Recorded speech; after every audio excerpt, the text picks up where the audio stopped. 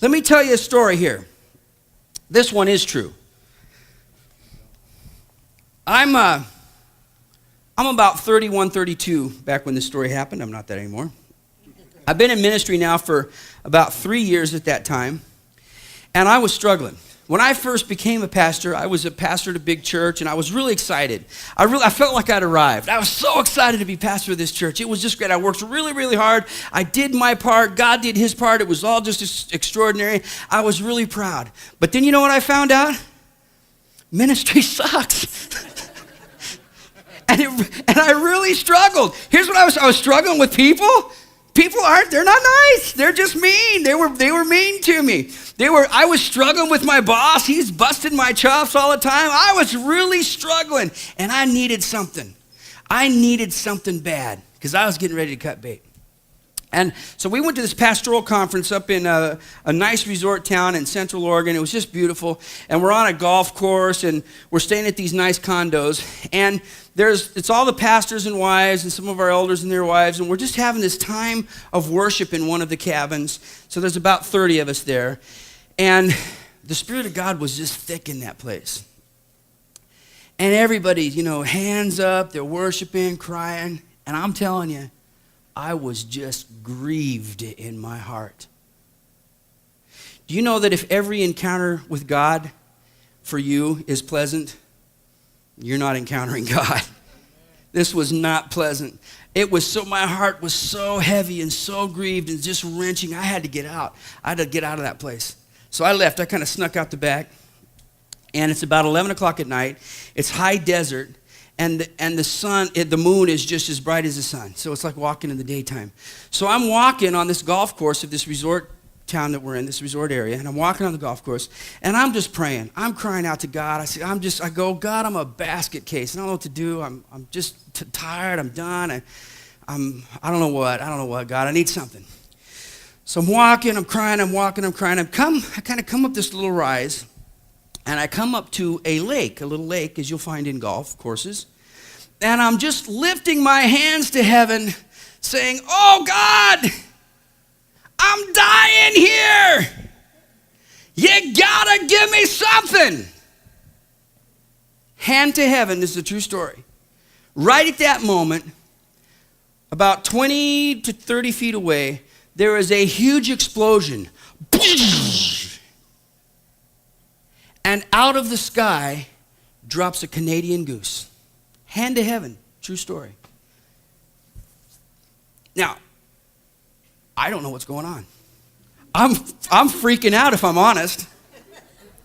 And I duck behind this tree. And I'm looking because I'm pretty sure there's some lunatic out on this golf course shooting Canadian geese. So I sit there for a minute. Nobody comes and gets the goose. So I'm thinking, well, maybe he saw some lunatic praying on the side of the lake there with his hands to heaven praying, and he ain't coming out.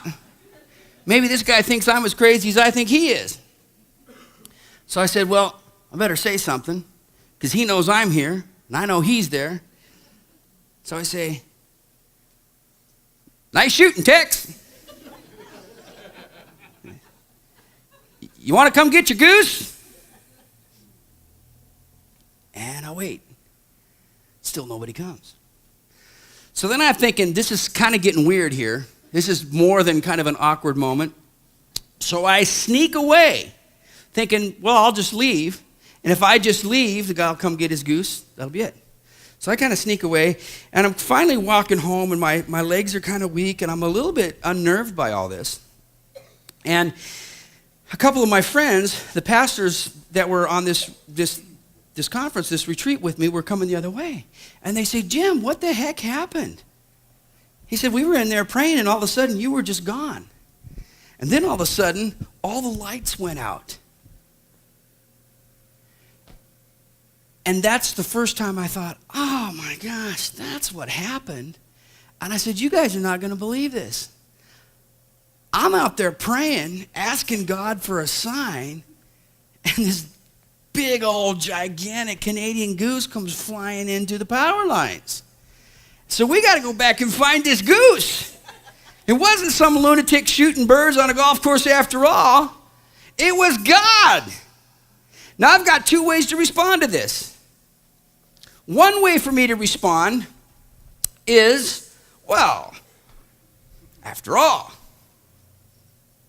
there's a whole bunch of Canadian geese around.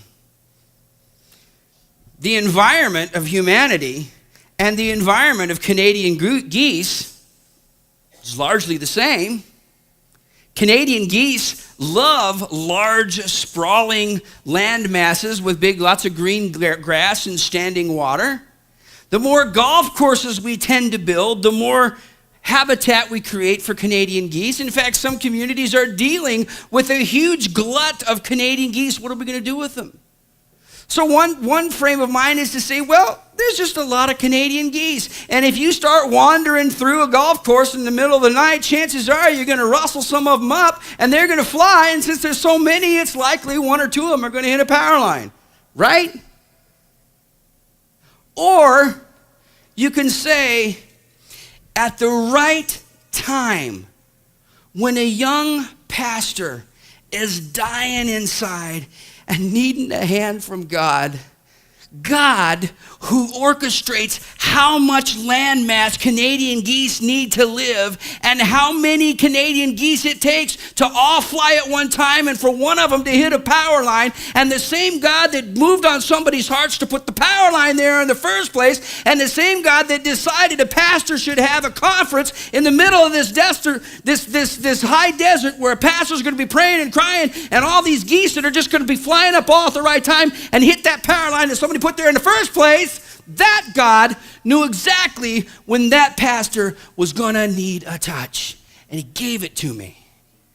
And that's the condition of my heart. And I decided right then, I'm not going to live a faithless life ever again. It doesn't mean I won't struggle with faithlessness. It means I'm not going to live a faithless life.